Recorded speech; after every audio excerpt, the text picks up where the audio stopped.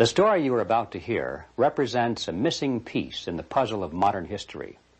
Without this knowledge, many contemporary events are simply beyond understanding. You are about to hear a man tell you that the major tax-exempt foundations of this land, since at least 1945, have been operating to promote a hidden agenda. And that agenda has nothing to do with the surface appearance of charity, good works, or philanthropy. This man will tell you that the real objectives include the creation of a worldwide collectivist state, including the Soviet Union, which is to be ruled from behind the scenes by those same interests which now control the tax-exempt foundations. The man who tells this story is none other than Mr. Norman Dodd, who in 1954 was the staff director of the Congressional Special Committee to investigate tax-exempt foundations, sometimes referred to as the Reese Committee, in recognition of its chairman, Congressman Carroll Reese. The interview you are about to see was conducted by me in 1982.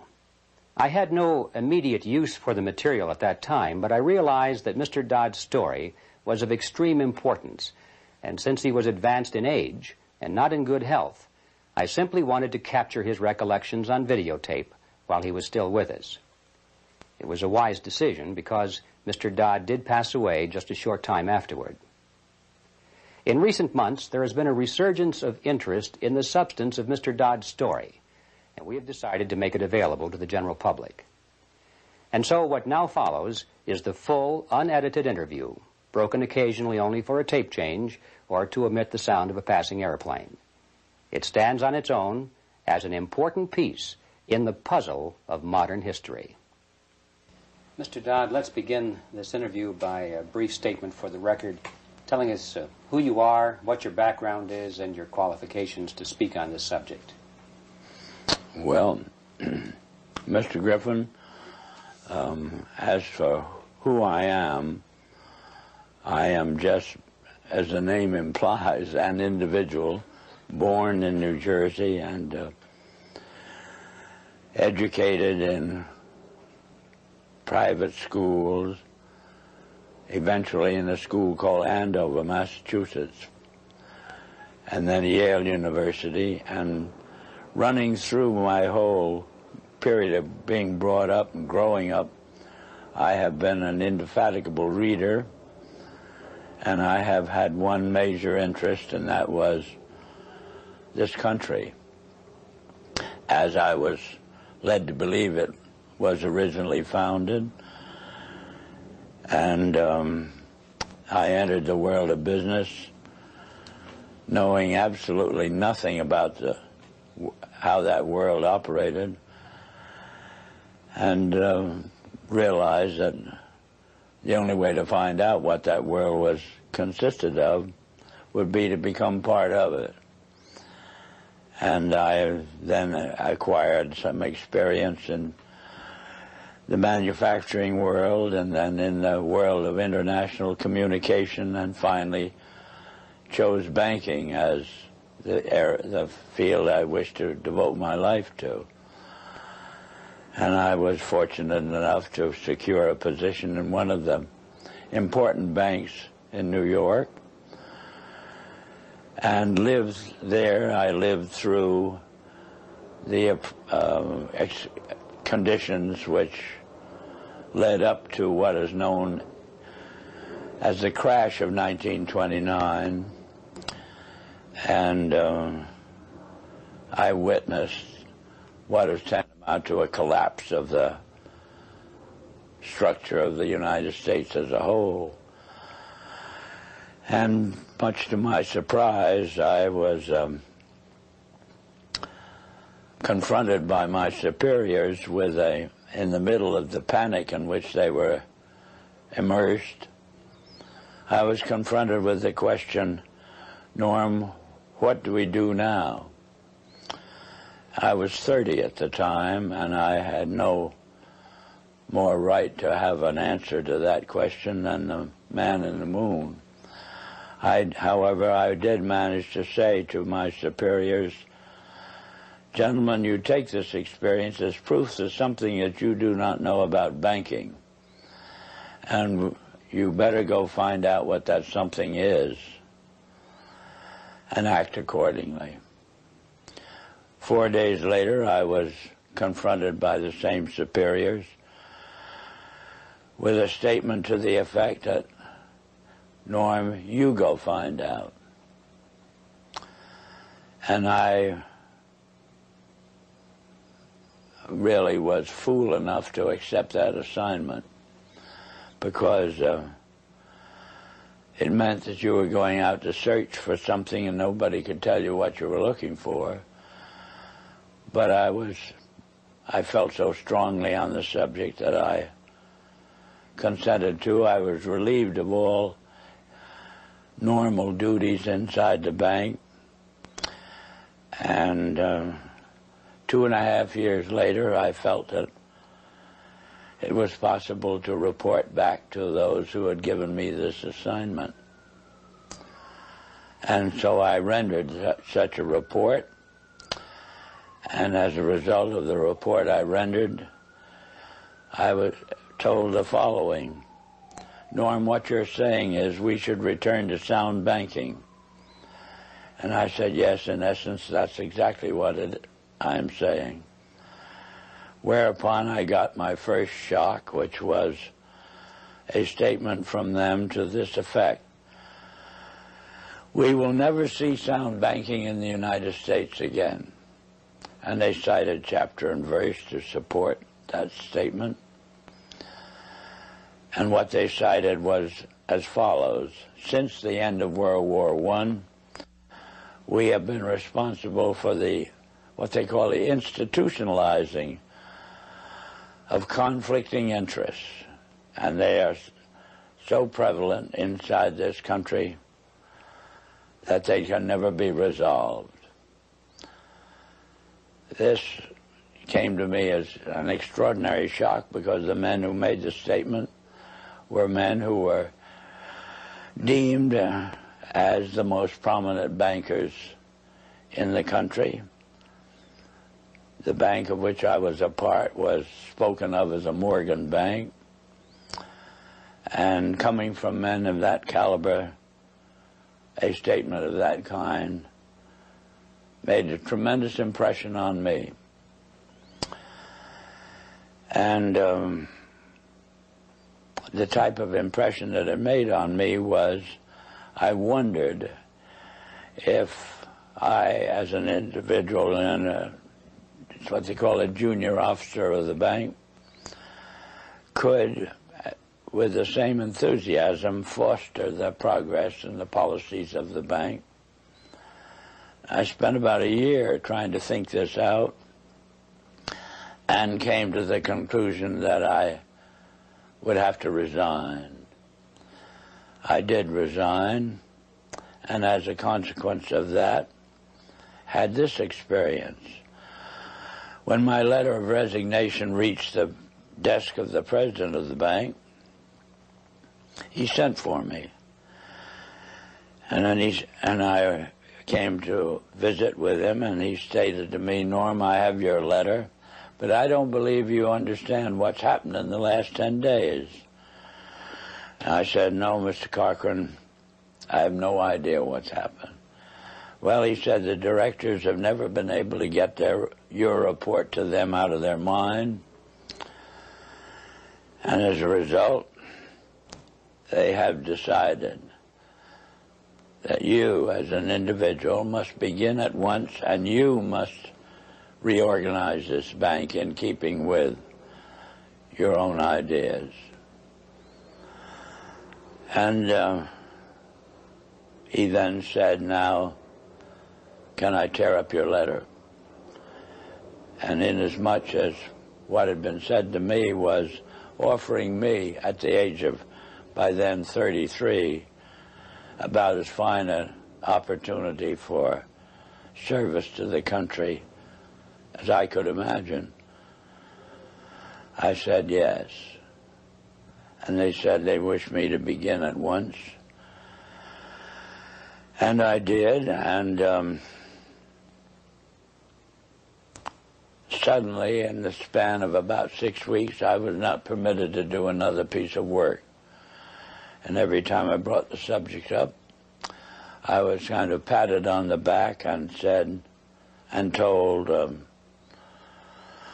stop worrying about it, Norm. Pretty soon you'll be a vice president, and then you will have quite a handsome salary and ultimately be able to retire on a very worthwhile pension. In the meantime, you can play golf and tennis to your heart's content on weekends. Well, Mr. Griffin, I found I couldn't do it. I spent a year figuratively with my feet on the desk doing nothing, and I just couldn't adjust to it. So I did resign. And this time, my resignation stuck, and then I got my second shock, which was the discovery that the doors of every bank in the United States were closed to me, and I never could get a job, as it were, in a bank. So I found myself, for the first time since I'd graduated from college, out of a job. And from there on, I followed various branches of the financial world, ranging from investment counsel to membership of the stock exchange, and finally ended up as an advisor to a few individuals who had capital funds to look after. In the meantime, my major interest became very specific, which was to endeavor, by some means, of getting the educational world to actually, you might say, teach the subject of economics realistically and move it away from the support of various speculative activities that characterize our country. And I have had that interest, and you know how as you generate a specific interest, you find yourself gravitating toward persons with similar interests. And ultimately I found myself kind of the center of the world of dissatisfaction with the direction that this country was headed. And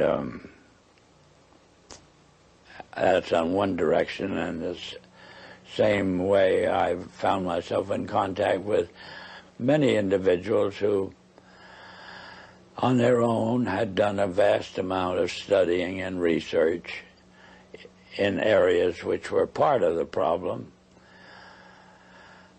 And well, Mr. Dodd, if I may interrupt here for a second, at what point in your career did you become connected with the Reese Committee?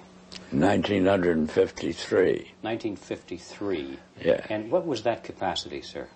That was the capacity of what they call Director of Research for the Reese Committee. Can you tell us what the Reese Committee was attempting to do? Yes, I can tell you. It was operating and carrying out instructions embodied in a resolution passed by the House of Representatives, which was to investigate the activities of foundations as to whether or not these activities could justifiably be labeled un-American without, I might say, defining what they meant by un-American. But that was the resolution, and the committee had then the task of selecting a council, and the council in turn had the task of selecting a staff, and he had to have somebody who would direct the work of that staff, and that was what they meant by the Director of Research. What were some of the details, the specifics that you told the committee at that time? Well, Mr. Griffin, in that report, I specifically, number one, defined what was, to us, what was meant by the phrase un-American. And we defined that in our way as being a determination to effect changes in the country by unconstitutional means. We have plenty of constitutional procedures, assuming that we wish to effect a change in the form of government or that sort of thing. And therefore, any effort in that direction which did not avail itself of the procedures which were authorized by the Constitution could be justifiably called un-American.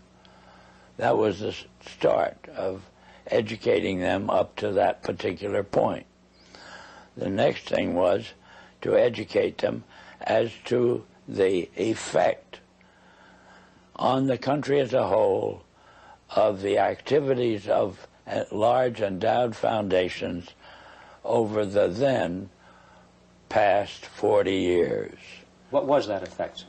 That effect was to orient our educational system away from support of the principles embodied in the Declaration of Independence and implemented in the Constitution, and educated them over to the idea that the task now was, as a result of the orientation of education, to away from these briefly stated principles and self-evident truths. And that's what had been the effect of the wealth which constituted the endowments of those foundations that had been in existence over the largest portion of the span of 50 years, and holding them responsible for this change. And what we were able to bring forward was that what we had uncovered was the determination of these large endowed foundations through their trustees to actually get control over the content of American education. There's quite a bit of publicity given to your conversation with Rowan Gaither. Would you please tell us who he was and what was that conversation you had with him? Rowan Gaither was at that time president of the Ford Foundation. And Mr. Gaither had sent for me when I found it convenient to be in New York, asked me to call upon him at his office, which I did. And on arrival, after a few amenities, Mr. Gaither said, "Mr. Dodd, we've asked you to come up here today because we thought that possibly off the record you would tell us why the Congress is interested in the activities of foundations such as ourselves." And before I could think of how I would reply to that statement, Mr. Gaither then went on voluntarily and stated, he said, "Mr. Dodd, all of us that have a hand in the making of policies here have had experience either with the OSS during the war or the European Economic Administration after the war. We've had experience operating under directives, and these directives emanate and did emanate from the White House. Now we still operate under just such directives.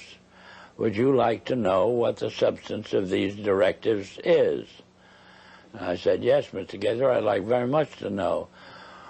Whereupon he made this statement to me, namely, "Mr. Dodd, we here operate on in response to similar directives, the substance of which is that we shall use our grant-making power so to alter life in the United States that it can be comfortably merged with the Soviet Union." Well, parenthetically, Mr. Griffin, nearly fell off the chair. Of course, it didn't, but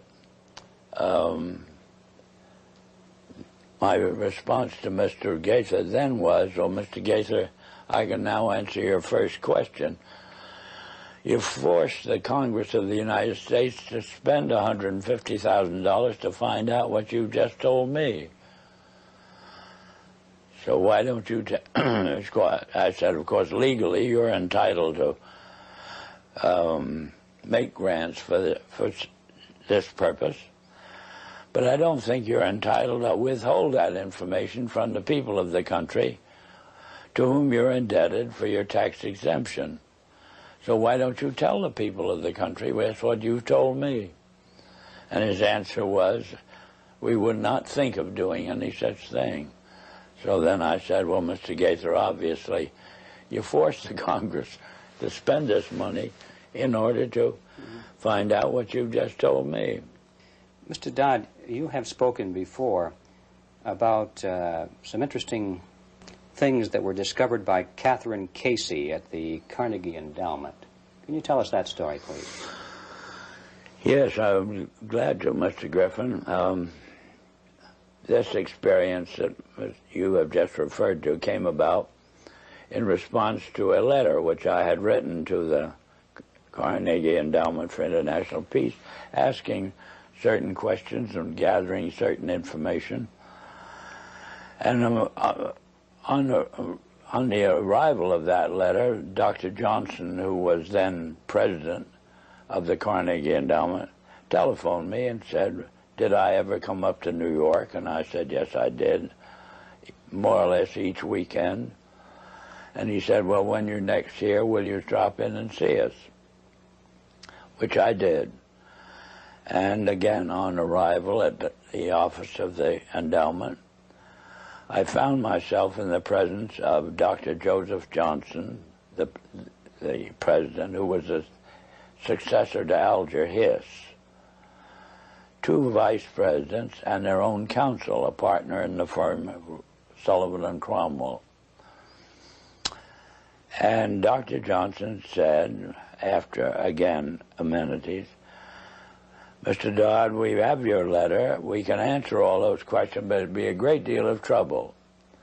And we have a counter-suggestion. And our counter-suggestion is that if you can spare a member of your staff for 2 weeks and send that member up to New York, we will give to that member a room in the library and the minute books of this foundation since its inception. And we think that whatever you want to find out, or the Congress wants to find out, will be obvious from those minutes. Well, my first reaction was they'd lost their mind. I had a pretty good idea of what those minutes would contain, but I realized that Dr. Johnson had only been in office 2 years, and the vice presidents were relatively young men, and counsel seemed to be also a young man, and I guessed that probably they'd never read the minutes themselves. And so I said I had somebody, I would take it. I would accept their offer, and I went back to Washington, and I selected the member of my staff who was on my staff, having been a practicing attorney in Washington, but she was on my staff to see to it that I didn't break any congressional procedures or rules. In addition to which, she was unsympathetic to the purpose of the investigation. She was level-headed and a very reasonably brilliant, capable lady. And her attitude toward the investigation was, what could possibly be wrong with foundations? They do so much good. Well, in the face of that sincere conviction of Catherine's, I went out of my way not to prejudice her in any way. But I did explain to her that she couldn't possibly cover 50 years of handwritten minutes in 2 weeks. So she would have to do what we call spot reading. and I blocked out certain periods of time to concentrate on. And off she went to New York. She came back at the end of 2 weeks with the following in the way of on dictaphone belts. We are now at the year 1908, which was the year that the Carnegie began operations. And in that year, the trustees, meeting for the first time, raised a specific question, which they discussed throughout the balance of the year in a very learned fashion. And the question is there any means known more effective than war, assuming you wish to alter the life of an entire people? And they conclude that no more effective means than war to that end is known to humanity. So then in 1909 they raised the second question and discussed it, namely, how do we involve the United States in a war? Well, I doubt at that time if there was any subject more removed from the thinking of most of the people of this country than its involvement in a war. There were intermittent shows in the Balkans, but I doubt very much if many people even knew where the Balkans was.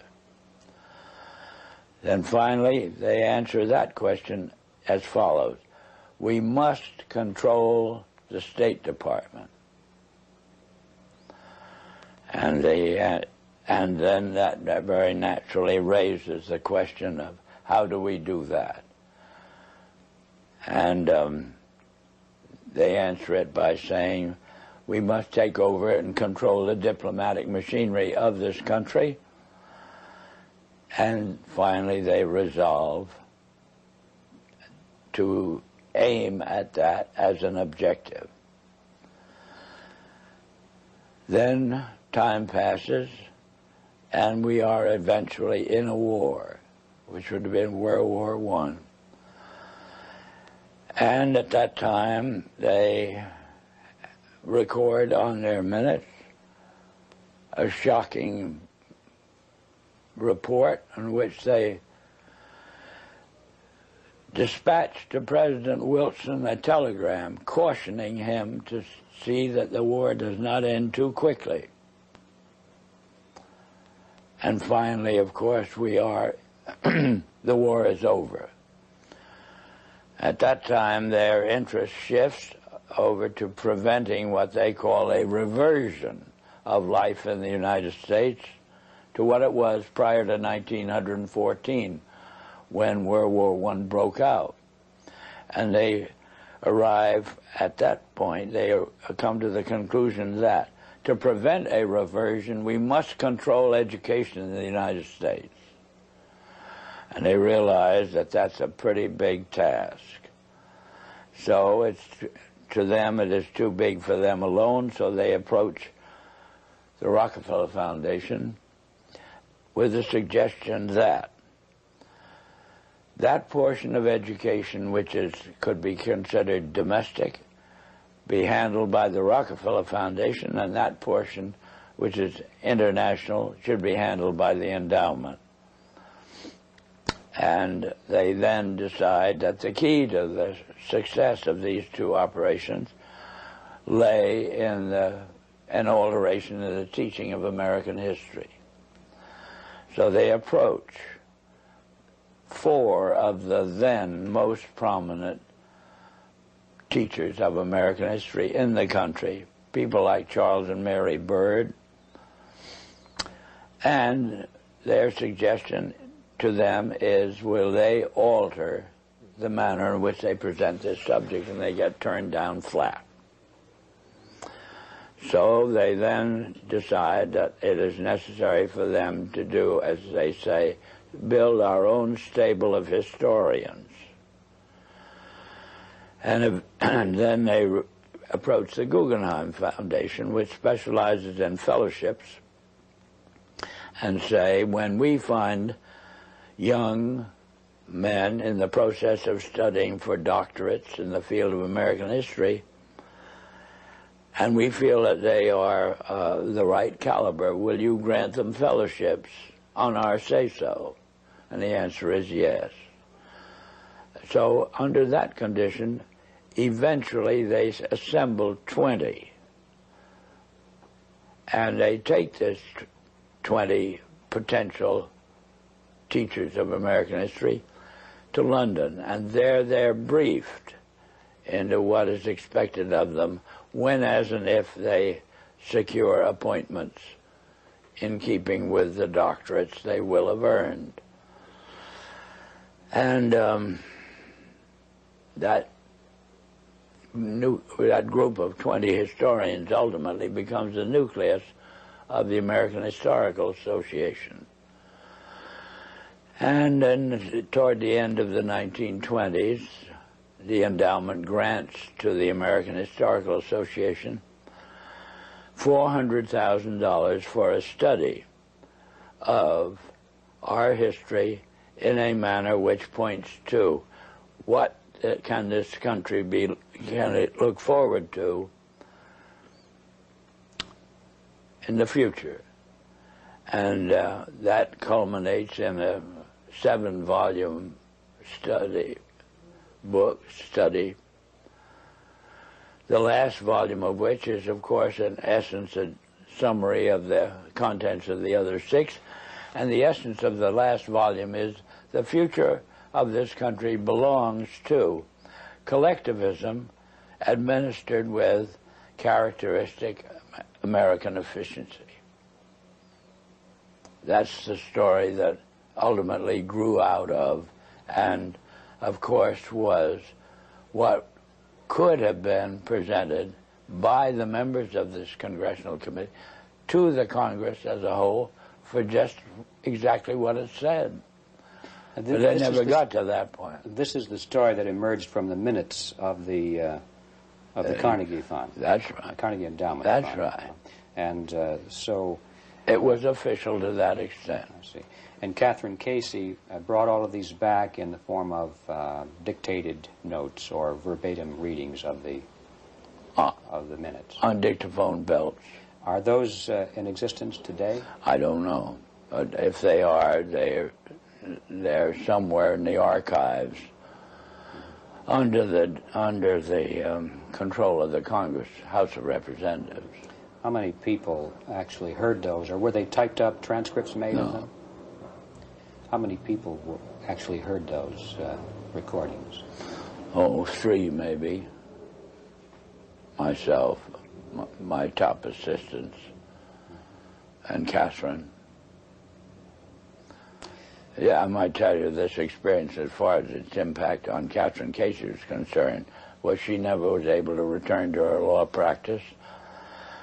If it hadn't been for Carol Reese's ability to tuck her away on a job with the Federal Trade Commission, I don't know what would have happened to Catherine, but ultimately she lost her mind as a result of it. Terrible shock to her. It's a very rough experience to encounter proof of these kinds. Mr. Dodd, what kind, well, can you summarize the opposition to the committee, the Reese Committee, and particularly the efforts to sabotage the committee? Well, they began right at the start of the work of an operating staff, Mr. Griffin, and it began on the day in which the committee met for the purpose of consenting to or confirming my appointment to the position of Director of Research. Thanks to the abstention of the minority members of the committee, that is the 2 Democratic members, from voting, why technically I was unanimously appointed. And well, wasn't the White House involved in opposition to the committee? Not at this particular point, sir. Mr. Reese ordered counsel and myself to visit Wayne Hayes. And Wayne Hayes was the ranking minority member of the committee as a Democrat. So counsel and I had to go down to Mr. Hayes' office, which we did.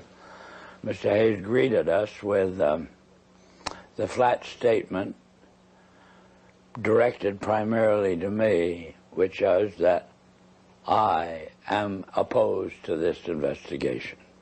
I regard it as nothing but an effort on the part of Carol Reese to gain a little prominence, and so I'll do everything I can to see that it fails. Well, I am kind of a strange personality in the sense that a challenge of that nature interests me. Our counsel withdrew. He went over and sat on a couch on Mr. Reese's office and pouted. But I sort of took up this statement of Hayes as a challenge and set myself the goal of winning him over to our point of view. And I started by noticing on his desk that there was a book, and the book was of the type that there are many in these days that would be complaining about the spread of communism in Hungary, or that type of book. And this meant to me that at least Hayes read a book. And so I brought up the subject of the spread of the influence of the Soviet world, and for 2 hours discussed this with Hayes, and finally ended up with his rising from his desk and saying, "Norm, if you will carry this investigation toward the goal as you've outlined it to me, I'll be your biggest supporter." I said, "Mr. Hayes, I can assure you that I will not double-cross you." Subsequently, Mr. Hayes sent word to me that he was in the Bethesda hospital with an attack of ulcers, but would I come and see him, which I did. He then said, "Norm, the only reason I've asked you to come out here is I just want to hear you say again you will not double-cross me." I gave him that assurance, and that was the basis of our relationship. Meantime, counsel took the attitude expressed in these words: "Norm, if you want to waste your time with this guy," as he called him, "you can go ahead and do it, but don't ever ask me to say anything to him under any condition on any subject." So, in a sense, that cleared the decks for me to operate in relation to Hayes on my own. And as time passed, Hayes offered friendship, which I hesitated to accept because of his vulgarity. And I didn't want to get mixed up with him socially under any condition. Well, that was our relationship for about 3 months, and then eventually I had occasion to add to my staff, and as a result of adding to my staff a top-flight intelligence officer, both the Republican National Committee and the White House were resorted to stop me from continuing this investigation in the direction that Carol Reese had personally asked me to do, which was to utilize this investigation, Mr. Griffin, to uncover the fact that this country had been the victim of a conspiracy. That was Mr. Reese's conviction. I eventually agreed to carry it out. I explained to Mr. Reese that his own counsel wouldn't go in that direction. He gave me permission to disregard our own counsel. And I had then to set up an aspect of the investigation outside of our office, more or less secret. And the Republican National Committee got wind of what I was doing, and they did everything they could to stop me. They appealed to counsel to stop me, and finally they resorted to the White House. Was their objection because of what you were doing, or because of the fact that you were doing it outside of the official auspices of the committee? No, their objection was, as they put it, my devotion to what they call anti-Semitism. That was a cooked-up idea, but in other words, it wasn't true at all. But anyway, that's the way I expressed it. And excuse me, why? And they made it stick. Why did they do that? How could they say that? Well, they could say it, Mr. Griffin, but they had to have something in the way of a rationalization of their decision to do everything they could to stop the completion of this investigation in the direction that it was moving, which would have been an exposure of this Carnegie Endowment story and the Ford Foundation and the Guggenheim and the Rockefeller Foundation, all working in harmony toward the control of education in the United States.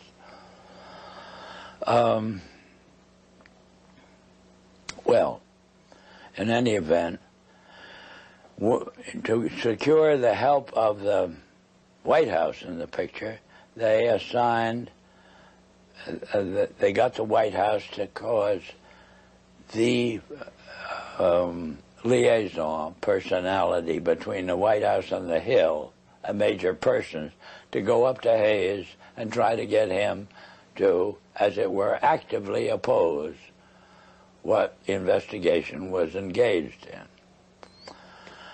And Hayes very kindly then would listen to this visit from Major Person. Then he would call me and say, "Norm, come up to my office. I have a good deal to tell you." I would go up. He'd tell me, "I've just had a visit from Major Person, and he wants me to break up this investigation." So I then say, "Well, Wayne, what did you do? What did you say to him?" He said, "I just told him to get the hell out." And he did that 3 times, and I got pretty proud of him in the sense that he was, as it were, backing me up. And we finally embarked upon hearings at Hayes' request, because he wanted to get them out of the way before he went abroad in the summer.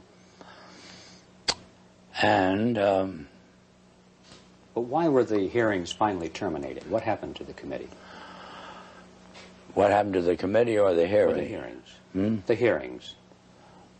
Oh, the hearings were terminated. Carol Reese was up against such a furor as Hayes, through the activity of our own counsel. Hayes became convinced that he was being double-crossed, and he put on a show in a public hearing room, Mr. Griffin, that was an absolute disgrace.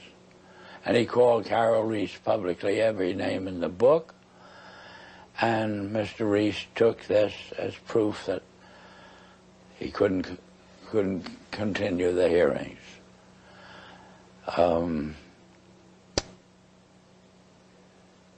He actually invited me to accompany him when he went down to Hayes' office, and in my presence, with the tears rolling down his face, Hayes apologized to Carol Reese for whatever he'd done and his conduct, and apologized to me. And I thought that would be enough and Carol would resume. But he never did. The charge of anti-Semitism is kind of intriguing to me. What was the basis of that charge?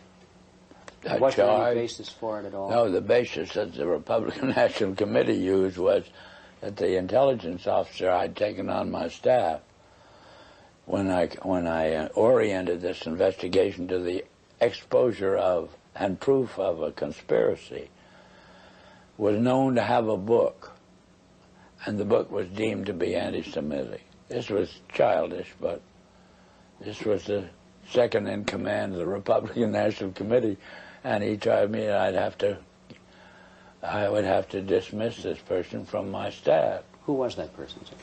Who was that person? The person? Yes. A Colonel Lee Lorraine. Lee Lorraine. Yeah. And what was his book, do you recall? The title of his book? The book they referred to was called Waters Flowing Eastward, which was a very castigation of the Jewish influence in the world. What were some of the other charges made by Mr. Hayes against Mr. Reese? Oh, just that Mr. Reese was utilizing this investigation for his own prominence inside the House of Representatives. That was the only charge Hayes could think of. How would you describe the motivation of the people who created the foundations, the big foundations in the very beginning? What is or what was their motivation? Their motivation, well, let's take Mr. Carnegie as an example. His publicly declared and steadfast interest was to counteract the departure of the colonies from Great Britain. He was devoted to just putting the pieces back together again. Would that have required the collectivism that they were dedicated to? No. These policies or the foundation's allegiance to these un-American concepts are all traceable to the transfer of the funds over into the hands of trustees, Mr. Griffin. Not the men who had a hand in the creation of the wealth that led to the endowment of, or as a use of that wealth for what we would call public purposes. It was a subversion of the original intent then. Oh, yeah, completely so. And that we got into the world traditionally of bankers and lawyers. How do you see that the purpose and direction of the major foundations has changed over the years to the present? What is it today? Whole 100% behind meeting the cost of education, such as it is presented through the schools and colleges of the United States, on the subject of our history has proven our original ideas to be no longer practical. The future belongs to a collectivistic concept, and there's just no disagreement on this. Why do the foundations generously support communist causes in the United States? Well, because to them, what communism represents a means of developing what we call a monopoly. That is, the organization, we'll say, of large-scale industry into an administrable unit. Do they think that they will be one of the administrators? They will be the beneficiaries of it, yes.